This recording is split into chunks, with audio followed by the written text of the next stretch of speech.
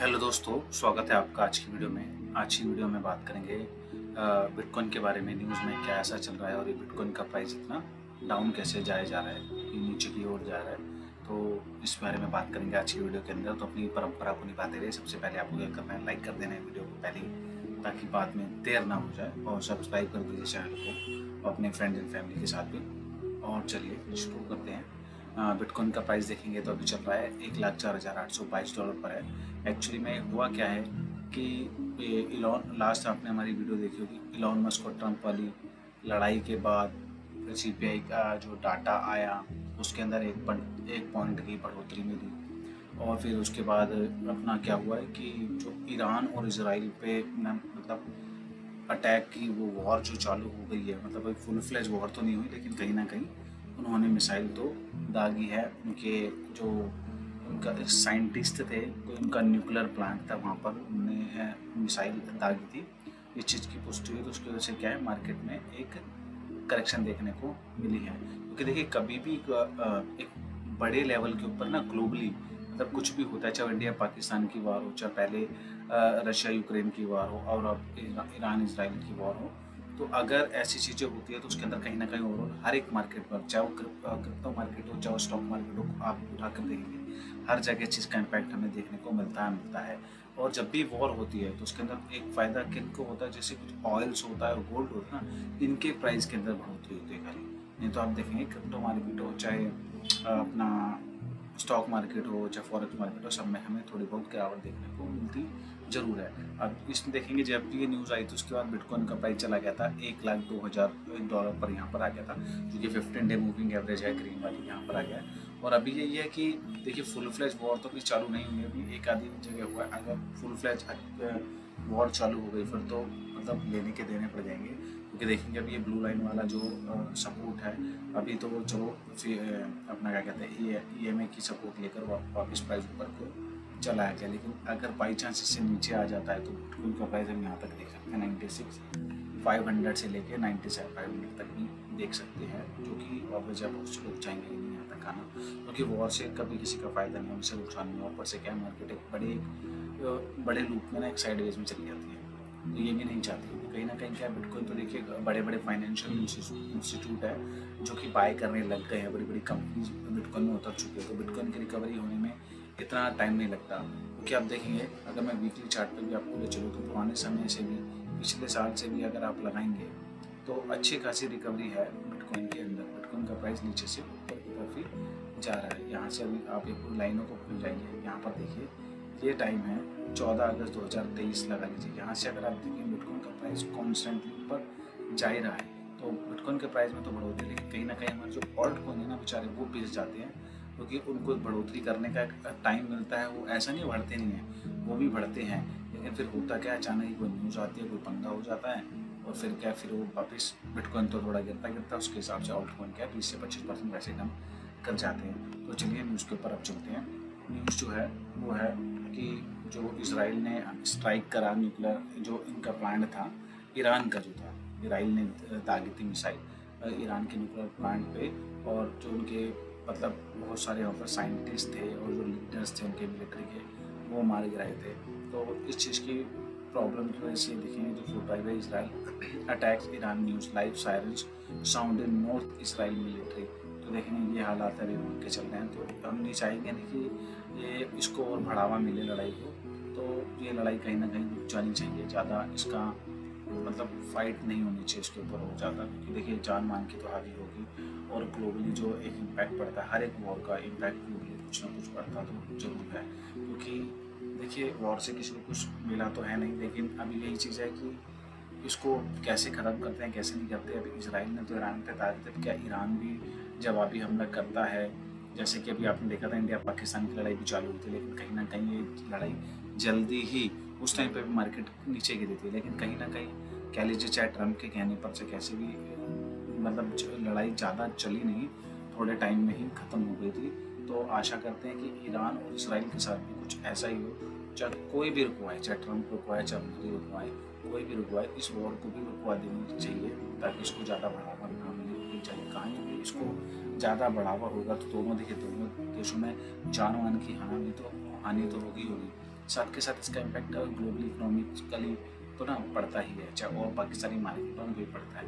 क्योंकि अभी हम बात कर रहे हैं रिकवरी की कि नेक्स्ट हाफ ईयरली में है जो हमें रिकवरी दिखेगी 2025 है, लास्ट में हमें देखने को मिल जाएगी। लेकिन अगर यही हालात रहे तो वो रिकवरी होने में और ज़्यादा टाइम लग जाएगा और फिर प्रॉब्लम हो जाएगी। तो ऐसा नहीं होना चाहिए और आशा करते हैं कि ये वॉर जल्दी ही ख़त्म हो जाए। तो चलिए अब और न्यूज़ हैं जिनको कवर कर लेते हैं। जो कि न्यूज़ है, मैं थोड़ा बात करना चाहूँगा कि जो 265 लोग मतलब मर गए हैं, जो एयर इंडिया की फ़्लाइट थी, ठीक है ना, जो अहमदाबाद से लंदन के लिए जा रही थी और जिसके अंदर क्या हुआ कि वो क्रैश हो गई। तो नियरली मतलब टेक ऑफ के टाइम पे, टेक ऑफ होते के साथ ही और आगे जाकर वो किसी, आई थिंक ये बताया जाता है किसी हॉस्टल में कोई बच्चे थे वहाँ पर, उनका लंच या कुछ चल रहा था, दिन का टाइम था और वहाँ पर जाकर ये क्रैश हो गई थी। और इसके अंदर हुआ क्या था कि जितने भी लोग थे क्रू समेत बस एक ही बंदा पर्सन बता रही है जो कि बचा है इसमें, और बाकी सारे के सारे लोग मतलब मर गए हैं। और ये बहुत ही दुखद बात है। कहीं ना कहीं एयर इंडिया को इस बारे में सोचना चाहिए कि कुछ ना कुछ तो तकनीकी खराबी होगी फ्लाइट के अंदर या इंजन फेलियर होगा तभी टेक। क्योंकि देखिए आप कुछ सोचिए कि एक जब प्लेन होता है वो रनवे पे जब दौड़ता है तो कितनी पावर से दौड़ता होगा। क्योंकि जब एक कार को आप इतनी स्पीड में भगाते हैं तो सोचिए रनवे पे प्लेन कितनी स्पीड से रन करता होगा। उसमें इतने सारे लोग होते हैं, सामान होता है, प्लेन का खुद का कितना ज़्यादा वेट होता है, ठीक है। तो वो जाता है तो कहीं ना कहीं इंजन फेलियर से रिलेटेड मामला कुछ है कि इसकी वजह से क्या वो एकदम से टेक ऑफ तो हुआ लेकिन वो फुल फ्लैश टेक ऑफ नहीं कर पाया और वो तभी एकदम से गिर गया। और ये भी किसी क्राउडेड एरिया में गिरा था, ऐसा नहीं है कि किसी खाली जगह पर हुआ है कि वहाँ पर मतलब लोग रह रहे थे, कोई कैंटीन्स वेंटीन्स भी थी या कॉलेज था, कुछ मेडिकल कॉलेज के बच्चों का कुछ था, वहाँ पर लंच वंच कर रहे थे। कोई अच्छी बात नहीं है। एयर इंडिया को इनको सोचना चाहिए कि क्या दिक्कत परेशानी थी, क्योंकि ये फ़्लाइट आज तक इनकी ये फ़्लाइट जो थी बोइंग एयर थी, ये कभी भी 2009 में ये लॉन्च हुई थी, ये एयर इंडिया की बोइंग 787, और कभी क्रैश नहीं हुई थी। और पहली बार ऐसा हुआ है कि क्रैश हुआ है। और लोगों ने तो देखो, अपनों ने तो अपने लोगों को देखो खोना था तो खो ही दिया, जो ना तो हो गया था। लेकिन इसकी जिम्मेवारी कहीं ना कहीं सरकार को इसके ऊपर कड़क एक्शन लेना चाहिए कि क्या रीज़न था, क्या नहीं था, क्या प्लेन की मेंटेनेंस ढंग से नहीं हुई थी, क्या दिक्कत परेशानी ऐसी थी इसकी वजह से हादसा हुआ है। तो चाहूँगा कि लोगों को श्रद्धांजलि मिले। और अब हम तो क्या ही कह सकते हैं, जिनकी फैमिली से जो बंदा जाना होता है इसलिए इम्पैक्ट तो असलियत में उनके ऊपर ही पड़ता है। तो आशा करते हैं उनकी फैमिली को जल्दी से कुछ राहत तो क्या ही मिलेगी, बस थोड़ा सा संभल जाए ताकि आने वाले टाइम पे और चीज़ों को अच्छे तरीके से कर सकें, निभा सकें। तो चलिए आगे की न्यूज़ को कवर करते हैं। आगे की न्यूज़ जो है वो है माइकल सेलर की। कि लास्ट मंडे हमने वीडियो नहीं बनाई क्योंकि हमने लास्ट वीक वीडियो बनाई थी। हम हर 2 दिन 3 दिन में वीडियो नहीं बनाते हैं, ठीक है, जब तक बहुत ज़्यादा इंपॉर्टेंट ना हो। माइकल सेलर ने लास्ट मंडे फिर 1045 बिटकॉइन खरीदे थे और आप मानेंगे आज फ्राइडे हो सकता है नेक्स्ट मंडे फिर न्यूज़ आ जाए कि माइकल सेलर ने फिर से बिटकॉइन खरीद लिया है। तो अब इस कंपनी ने जो होल्ड कर लिया है माइक्रो स्ट्रेटेजी में, इन्होंने 5,82,000 बिटकॉइन बाय कर लिया है। तो बड़े बड़े जो मैं बता रहा हूँ ना, बड़े बड़े कंपनी हो गई होगी, ये तो बिल्कुल एंटर कर चुकी है, ये बाय करते ही जा रहे हैं। तो जो नॉर्मल पब्लिक है, एक टाइम तो ऐसा आएगा कि शायद पब्लिक के पास, अगर नॉर्मल पब्लिक के पास पैसा होगा भी ना तो भी उन्हें बिटकॉइन नहीं मिलेगा, सिंगल बिटकॉइन तब भी नहीं मिलेगी। तो ये हालात तो आएंगे आगे जाकर। और बात करते हैं कि जो इंडिया के गवर्नर है संजय मल्होत्रा, उन्होंने क्रिप्टो करेंसी को लेकर क्या कहा है। उन्होंने कहा है कि जो आरबीआई के देखिए मतलब उनका कोई ना स्टांस ही नहीं है। तो कहीं ना कहीं आपको मेरी वीडियो के माध्यम से पता लगा होगा, सुप्रीम कोर्ट ने जो 19 मई को जो केस चल रहा था उसके दौरान कहा था कि जो हमारी सेंट्रल है वो क्लियर पॉलिसी क्यों नहीं बनाती क्रिप्टो करेंसी को लेकर, ठीक है ना। तो कहीं ना कहीं देखिए बैंक को भी इसके अंदर आरबीआई का गवर्नर है, इतने बड़े देश के सेंट्रल बैंक के गवर्नर है, उनको भी पता होना चाहिए कि भैया क्रिप्टो करेंसी को किस तरीके से यूटिलाइज़ किया जा रहा है, नहीं किया जा रहा है, इसके ऊपर क्या कानून बनने चाहिए नहीं चाहिए। क्योंकि देखिए पुराने लेन देन के जरिए के ऊपर तो इंडिया के अंदर कानून है ही ना, फाइनेंशियल भैया कुछ ना कुछ तो रूल्स एंड रेगुलेशंस जो बने हुए हैं, एक्ट्स तो बने हुए हैं ना, तो कहीं से कम उनको फॉलो करके कुछ ना कुछ चेंजेस तो लाई जा सकती हैं। मान सकते हैं कि पूरा फ्रेमवर्क तो अभी तक पूरे वर्ल्ड में किसी भी कंट्री ने नहीं बनाया, लेकिन कुछ ना कुछ तो वहीं इसके अंदर भी होनी चाहिए ना। क्योंकि जैसे कि वज़ीर एक्स का भी हैक हुआ था, तो उसके अंदर भी भैया लोगों ने बहुत सारी उम्मीदें लगा रखी है, जिन्होंने सुप्रीम कोर्ट में जाके भी अपनी अर्जी फाइल करी। तो वो क्या है कि वो जो जज हैं वो उस पर कुछ एक्शन ही नहीं ले पा रहे हैं, मतलब कुछ सजा सुनाए तो क्या सुनाए, क्योंकि किसी रूल्स के अंदर अभी फिट बैठ नहीं रही है क्रिप्टो करेंसीज। तो इसके ऊपर उन्होंने कहा था कि इसके ऊपर कुछ रूल बनाया जाए। तो जो आरबीआई के गवर्नर है उन्होंने भी बोल दिया कि भैया ये फाइनेंशियल स्टेबिलिटी के लिए ठीक नहीं है। मतलब वही वाली बात है। आज से पहले भैया देखिए, चाहे कोई भी हो, चाहे हवाला चल रहा हो, चाहे टेररिज्म चल रहा हो, उससे पहले भी तो भैया कैश में पैसा जा ही रहता है। इनकी पुरानी चीज़ें वही रहेगी और कुछ नहीं होगा। इंडिया फिर टेक्नोलॉजी को अडॉप्ट करने में पीछे रह जाएगा हमेशा की तरह, चाहे वो कंप्यूटर का टाइम हो, ठीक है ना, चाहे वो आईटी सेक्टर का टाइम हो, बड़े बड़े प्रोजेक्ट की बात हो, ये हमेशा क्या है, हमेशा रिटेलर बन के ही रहेंगे ये, ठीक है ना। कभी भी ये मैन्युफैक्चरर नहीं बन पाएंगे। नेक्स्ट न्यूज़ की तरफ चलते हैं। जो हमारी नेक्स्ट न्यूज़ है वो है कि यूएस क्या कर रहा है। यूएस भैया डिसेंट्रलाइज फाइनेंस डीफाई को पूरा सपोर्ट कर रहा है बहुत अच्छे तरीके से। मतलब ट्रम्प का तो ट्रम्प चाहता ही यही है कि क्या है, वो पूरे डिसेंट्रलाइज को इस तरीके से सपोर्ट कर दे कि सारा जो अभी नए जो टेक है ना, ठीक है, जितने भी डीफाई प्लेटफॉर्म है वो किसके हों, जो वर्ल्ड वाइड यूज़ किए जाए, वो किसके हो, यूएस के हो, अमेरिका के। क्यों? क्योंकि देखिए पहले भी ऐसा हुआ है, जो भी हम गूगल, फेसबुक, मेटा सब कुछ यूज़ कर रहे हैं, सब है किसका, सब कुछ यूएसए का ही है। तो अभी भी क्या है कि इन्होंने पूरी लीड लेने की, मतलब इतने ज़्यादा ये उतर चुके हैं मार्केट के अंदर कि इनको पूरा डीफाई प्रोटोकॉल चाहिए, डिसेंट्रलाइज एप्लीकेशन चाहिए, ठीक है ना, जिससे कि थ्रू क्या है फिर से मार्केट में लीड कर सके। और उसके अंदर सबसे बड़ी चीज़ पता है क्या है कि देखिए, जैसे इंडिया तो बहुत ही, छोड़ दीजिए, बहुत ही पीछे है, क्योंकि हमारे देश में ना किसी चीज़ों को लेकर चर्चा नहीं की जाती। यूएस जो ट्रम्प है वो क्या है, ये आने वाली सारी मुश्किलों को, क्योंकि इन्हें पता है कि जो मैंने आपको अपने वीडियो में पहले भी बताया कि जो इनका डॉलर, जो मतलब जिसका डोमिनेंस कम हो रहा है वर्ल्ड के अंदर, ठीक है, तो उसको बढ़ाए रखने के लिए और वर्ल्ड में आगे और ज़्यादा पैक्ट करने के लिए डॉलर को, ये डीफाई को, मतलब डिसेंट्रलाइज फाइनेंस इंडस्ट्री को सपोर्ट कर रहे हैं। क्योंकि देखिए कोई भी डीफाई को यूज़ करने के लिए आपको क्या चाहिए, स्टेबल कॉइन। और स्टेबल कॉइन मोस्टली हैं किसके, सारे स्टेबल कॉइन मोस्टली किसके हैं, यूएस के। क्यों? क्योंकि वो सारे के सारे स्टेबल कॉइन बैक तो डॉलर से ही है ना, तो घर घर डॉलर पहुंचाया जा रहा है। उससे हुआ क्या कि आपको जो भी डीफाई को यूज़ करना हो, प्लेटफॉर्म को यूज़ करना हो, चाहे वो आम नागरिक करे, चाहे वो गवर्नमेंट करे, चाहे स्टेट गवर्नमेंट करे, चाहे कोई कंट्री करे, उसको क्या चाहिए होगा, डॉलर चाहिए होगा।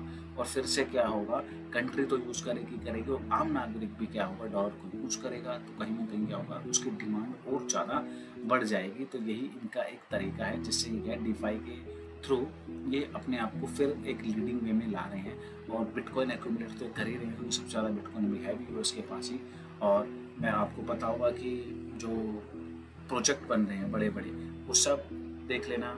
एंड में होगा क्या कि देखो यूएस करता क्या है, यूएस का काम यही है कि वो बड़े बड़े प्रोजेक्ट बनाएगा और जो अच्छे अच्छे डेवलपर्स होंगे उनको भी हायर कर लेगा।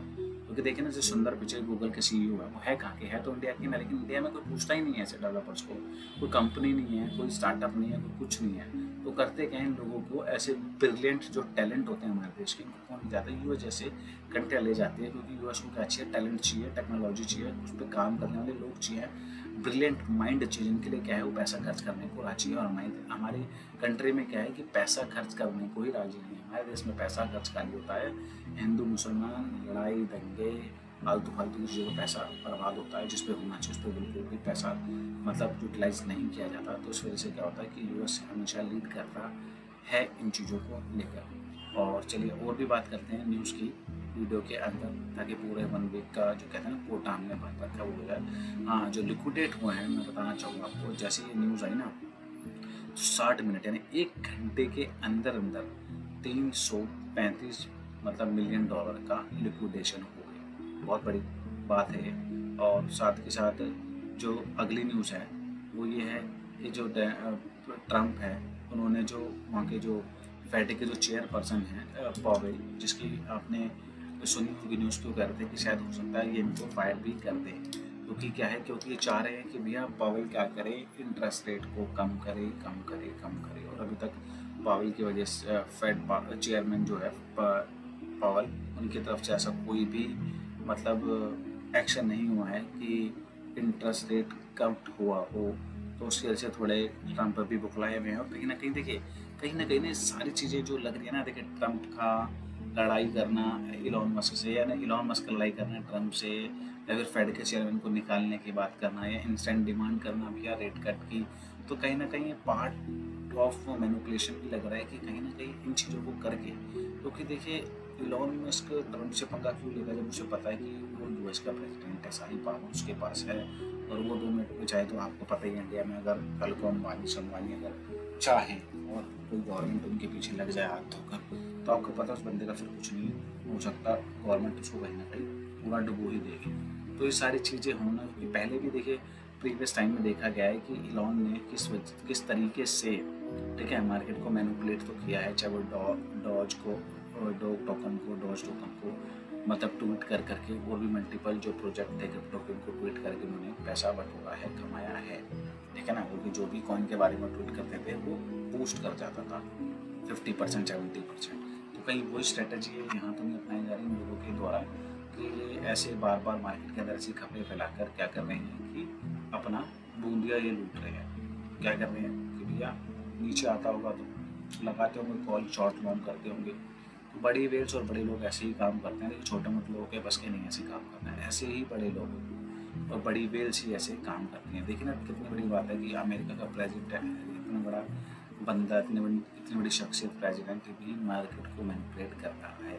तो कौन कहता है कि मार्केट कहीं जाने वाली है? मार्केट कहीं जाने वाली है, जाएगा तो कहाँ, लोगों का प्रॉफिट। क्योंकि जो डर के मारे बेच के निकल जाएंगे, या कुछ प्रोजेक्ट ऐसे होंगे जिस कारण प्रोजेक्ट में लोग फंसे होंगे, वो प्रोजेक्ट नहीं चल पाएंगे, नहीं सक्सेस हो पाएंगे, तो उन्हीं प्रोजेक्ट में हो सकता है कि लोगों का नुकसान हो, ठीक है ना। तो उसके लिए आपको यही करना है कि भैया देखिए न्यूज़ बटोरिए, प्रोजेक्ट के बारे में जानकारी लीजिए, हमारे चैनल से जुड़े रहिए, ताकि अगर किसी चीज़ के बारे में आपको पूछना तो आप हमें कमेंट करके पूछ सकते हैं, और ताकि हमें आपको टाइम टू टाइम पता लग सके कि कौन सी चीज़ कौन से प्रोजेक्ट में कैसा बढ़िया काम चल रहा है, नहीं चल रहा, कौन से प्रोजेक्ट में पैसा लगाना अच्छा है या नहीं, और कब एंटर करना, कब एग्जिट करना है, इस चीज़ के बारे में। और प्रेसिडेंट ट्रम्प ने कहा है, says he is working to create clear and simple market framework that will allow America to dominate bitcoin and crypto. देखिए यहाँ पर भी उन्होंने यही कहना है इंटरव्यू में कि अमेरिका ही डोमिनेट करेगा बिटकॉइन क्रिप्टो के अंदर। वैसा एक मार्केट में फ्रेमवर्क लेकर आएंगे, क्लियर एंड सिंपल फ्रेमवर्क होगा। तो कहीं ना कहीं मेरे को भी पूरी तरीके से लगता है कि यूएस फिर क्रिप्टो में ही लीड कर जाएगा। और साथ के साथ ये जो मैंने आपको बात बताई थी, देखिए US senate vote to advance genius act crypto stable coin bill, stable coin bill यानी जीनियस एक्ट, यानी एडवांस जीनियस एक्ट बिल बनाया जा रहा है स्टेबल कॉइन्स को लेकर, जिसके अंदर क्या होगा भाई मैंने आपको बताया है, जैसे ज़्यादा स्टेबल कॉइन बनेंगे, क्या होगा, इनके जो बड़े बड़े बैंक है, जो बैंकिंग सेक्टर है, देखना वो भी खुद स्टेबल कॉइन में उतर जाएगा। वो क्या करेगा, जैसे अमेरिका की सिक्योरिटीज़ है, बॉन्ड्स है, बाय करेगा, उसे बैक्ड करेगा, स्टेबल्स कॉइन को डॉलर से बैक्ड करेगा, जिससे कि क्या है कि आपको पता है कि स्टेबल्स कॉइन में ही इतना मुनाफा आ रहा है कि यूएसडीटी की जो थेथर कंपनी है, ठीक है ना, थेथर कंपनी ने ब्लैक रॉक से ज़्यादा मुनाफा कमाया है। यानी ब्लैक रॉक जो $11 ट्रिलियन की कंपनी है, उसका जो प्रॉफिट मार्जिन है उससे ज़्यादा एक स्टेबल कॉइन जो है यूएसडीटी थेथर, जिसका 80 वाला मार्क देखना है, ये वाला, इस कंपनी ने उससे ज़्यादा प्रॉफिट कमाया है। तो स्टेबल कॉइन में देखिए कितना प्रॉफिट है। ये चीज़ अब क्या है यूएस समझ गया है, उससे क्या हुआ डॉलर को वो बचा भी पाएंगे, और वहाँ के जो बड़े बड़े बैंक हैं, मॉर्गन स्टैनली, जेपी मॉर्गन, ये सारे क्या है बड़े बड़े दिग्गज प्लेयर जितने भी हैं, चाहे वो बड़े बड़े माइक्रोसॉफ्ट हो, ये सब लोग क्या करेंगे कल को अपना कॉइन लॉन्च करेंगे, उसे बैक करेंगे कहीं ना कहीं यूएसडीटी से और बिटकॉइन से, और फिर से क्या करेंगे मार्केट में लीड करेंगे। नेक्स्ट न्यूज़ जो है वो है इलॉन मस्क ने जो भी प्रेसिडेंट के को मतलब कहा था, आपको पता होगा हमारी वीडियो में हमने बताया था, बहुत सारे ट्वीट किए थे, तो उन्होंने उसको डिलीट कर दिया है, और कहीं ना कहीं प्राइवेटली उन्होंने उनसे अपॉलॉजी मांगी है ट्रंप से, क्योंकि ऑब्वियस है देश का प्रधानमंत्री है, कुछ ना कुछ एक्शन ले सकता है। क्योंकि इसके अंदर देखिए ट्रंप को इलॉन को बहुत नुकसान तो हुआ ही है, टेस्ला के शेयर नीचे गिर गए थे, काफ़ी बिलियंस ऑफ डॉलर्स उनका नेगेटिव में गया भी है। तो कहीं ना कहीं चीज़ का इम्पैक्ट भी उनको देखने को मतलब भुगतना तो पड़ा, ये जो बोला उन्होंने उनके खिलाफ, तो यही था। और प्रेसिडेंट ट्रम्प का ये भी कहना है कि जो अगर जेवल पॉवेल है, जिनको ये कह रहे हैं कि मैं फायर नहीं करूँगा, तो फेडरल रिजर्व क्या करे कि वो एक फुल पॉइंट बेसिस का मतलब इंटरेस्ट रेट कट कर दे, मतलब 0.25 नहीं 0.50 नहीं, पूरा 1% का इन्हें रेट कट चाहिए, ये डिमांड है इनसे। और अगर ये डिमांड पूरी हो जाती है तो कहीं ना कहीं इनको भैया पैसा छापने का तो मिल ही जाएगा, क्योंकि देखिए बिल पास जो होना है, जो उन्होंने बिल बनाया था जिसके ऊपर सारा इलॉन मस्क और ट्रम्प का पंगा हुआ था, ये बिल इन्होंने $5 ट्रिलियन का होना है, और जो कि पास होने की संभावना जो बताई जा रही है वो है सितंबर तक। अगर सोचिए जैसे ही पैसा आता है तो उसके 1-2 महीने के अंदर, यानी वो ये सितंबर, अक्टूबर, नवंबर, दिसंबर, यानी लास्ट एंड तक, लास्ट टू लास्ट मतलब फुल ऑन पैसा आना है क्रिप्टो के अंदर, स्टॉक मार्केट के अंदर, लेकिन फॉरेक्स मार्केट के अंदर, यूएस मार्केट के अंदर इतना पैसा है कि सारे प्रोजेक्ट नया एक ऑल टाइम हाई बनाएंगे।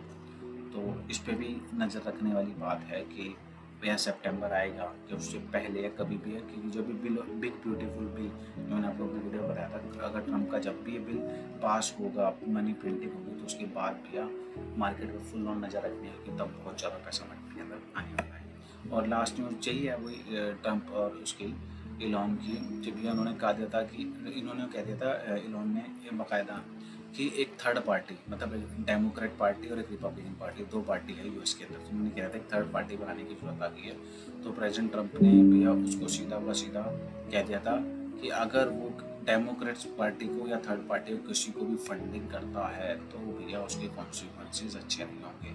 ऑब्वियस है भैया, टैक्स को लेकर और मिलने वाली जो सब्सिडीज हैं उसको लेकर काफ़ी सारी चीज़ों को लेकर एक्शन किया जा सकता है इनके ऊपर, और उनके बिजनेस को ठप भी किया जा सकता है या बंद भी किया जा सकता है, बर्बाद किया जा सकता है। एक देश भैया अपने कंट्री के अंदर किसी भी एक सिटीजन को या कैसे भी लपेट सकता है, ये तो कोई बड़ी बात है नहीं, तो सारे दुनिया जानती है इतनी चीज़ें, तो वैसे ही सीरीज में देख के समझ गए हैं, तो उतने बच्चे रहे नहीं हैं, तो ये कॉन्सिक्वेंसेस तुम्हें झेलने पड़ सकते। तो इसी वजह से क्या है कि इलॉन मस्क ने भी कहीं ना कहीं अपने हाथ नीचे कर लिए हैं इन चीज़ों से, और अपॉलॉजी लेकर अपने साइड में हो गया बिजनेस कर रहे हैं। और ट्रम्प ने भी मतलब ऐसा नहीं है कि बिल्कुल ख़त्म कर दिया, मनमुटाव तो होगा ही होगा, ये कहीं ना कहीं दोनों, मेरे को लगता है या तो ये कुछ गेम प्लान कर रहे हैं, बड़ा मार्केट को मैनिपुलेट कर रहे हैं, दोनों मिलकर कुछ ना कुछ तो बड़ा है जो चल रहा है, जो कि आपको हमारी वीडियो के माध्यम से पता चलता रहेगा। मार्केट में कब एंट्री करनी है, कब एग्जिट करना है, मार्केट में प्राइस कब कहाँ जा रहा है, कौन से प्रोजेक्ट अच्छे हैं या नहीं है, उसके लिए आपको करना क्या, जुड़े रहना है हमारे